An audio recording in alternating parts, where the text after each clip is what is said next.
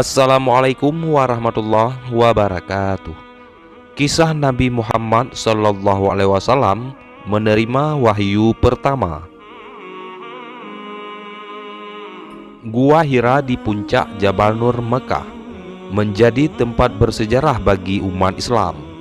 Nabi Muhammad SAW menerima wahyu pertama kali dari Allah Subhanahu wa Ta'ala di gua tersebut melalui malaikat Jibril alaihissalam. Turunnya wahyu pertama Al-Quran menandai dimulainya periode kenabian atau nubuwah.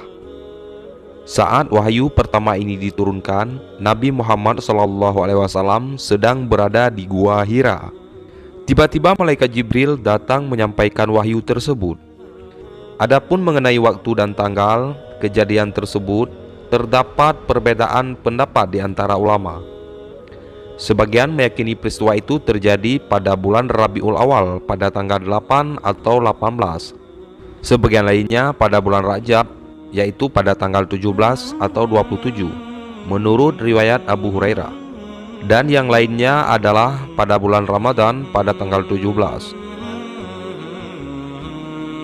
Dalam Sahih Al-Bukhari diceritakan dari Aisyah Ummul Mukminin bahwa beliau berkata, permulaan wahyu yang datang kepada Rasulullah SAW adalah dengan mimpi yang benar dalam tidur. Dan tidaklah beliau bermimpi kecuali datang seperti cahaya subuh. Kemudian beliau dianugerahi kecintaan untuk menyendiri. Lalu beliau memilih gua Hira dan bertahannud, yaitu ibadah di malam hari. Dalam beberapa waktu lamanya sebelum kemudian kembali kepada keluarganya guna mempersiapkan bekal untuk bertahannud kembali. Kemudian beliau menemui Khadijah mempersiapkan bekal. Sampai akhirnya datanglah Al-Haq saat beliau di gua Hira. Malaikat Jibril datang seraya berkata, "Iqra, bacalah." Beliau menjawab, "Aku tidak bisa baca."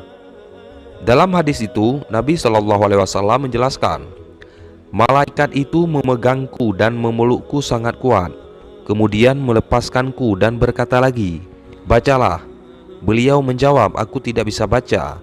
Maka malaikat itu memegangku dan memelukku sangat kuat, kemudian melepaskanku dan berkata lagi, "Bacalah." Kemudian beliau menjawab, "Aku tidak bisa baca." Malaikat itu memegangku kembali dan memelukku untuk ketiga kalinya dengan sangat kuat, lalu melepaskanku dan berkata lagi, "Bacalah dengan menyebut nama Tuhanmu yang menciptakan. Dia telah menciptakan manusia dari segumpal darah. Bacalah, dan Tuhanmu lah yang maha pemurah." Nabi SAW kembali kepada keluarganya dengan membawa kalimat wahyu tadi dalam keadaan gelisah dan ketakutan. Beliau menemui istri tercintanya, Khadijah binti Khawalid, seraya berkata, "Selimuti aku, selimuti aku." Tanpa bertanya, Khadijah pun menyelimuti Rasulullah hingga hilang ketakutannya.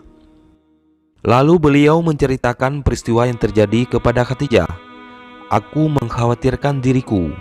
Maka Khadijah berkata, "Demi Allah, Allah tidak akan mencelakakanmu selamanya, karena engkau adalah orang yang menyambung silaturahim." Khadijah kemudian mengajak Nabi Muhammad untuk bertemu dengan Warokoh bin Naufal bin Asad bin Abdul Uzza, yaitu putra paman Khadijah. Dia beragama Nasrani di masa jahiliyah. Dia juga menulis kitab dalam bahasa Ibrani dan juga menulis kitab Injil dalam bahasa Ibrani dengan izin Allah. Saat itu Warokoh sudah tua dan matanya buta. Khadijah berkata, "Wahai putra pamanku, dengarkanlah apa yang akan disampaikan oleh putra saudaramu ini." Warokoh berkata, "Wahai putra saudaraku, apa yang sudah kamu alami?" Maka Nabi Muhammad SAW menuturkan peristiwa yang dialaminya.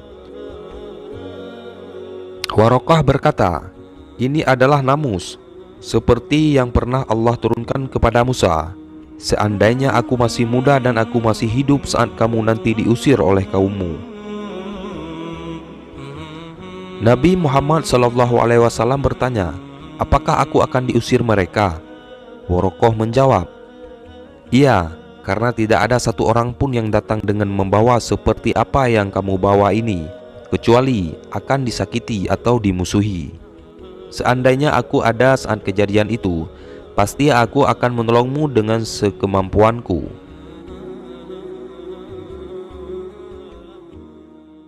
Warokoh tidak mengalami peristiwa yang diyakininya tersebut karena lebih dahulu meninggal dunia pada masa fatroh atau kekosongan wahyu. Ibnu Syihab berkata, telah menggambarkan kepadaku Abu Salamah bin Abdurrahman bahwa Jabir bin Abdullah al-Ansari bertutur tentang kekosongan wahyu, sebagaimana yang Rasulullah SAW ceritakan. Ketika sedang berjalan aku mendengar suara dari langit. Aku memandang ke arahnya dan ternyata malaikat yang pernah datang kepadaku di Gua Hira duduk di atas kursi antara langit dan bumi. Aku pun ketakutan dan pulang dan berkata, selimuti aku, selimuti aku. Wallahu a'lam bishawab. Wassalamualaikum warahmatullahi wabarakatuh.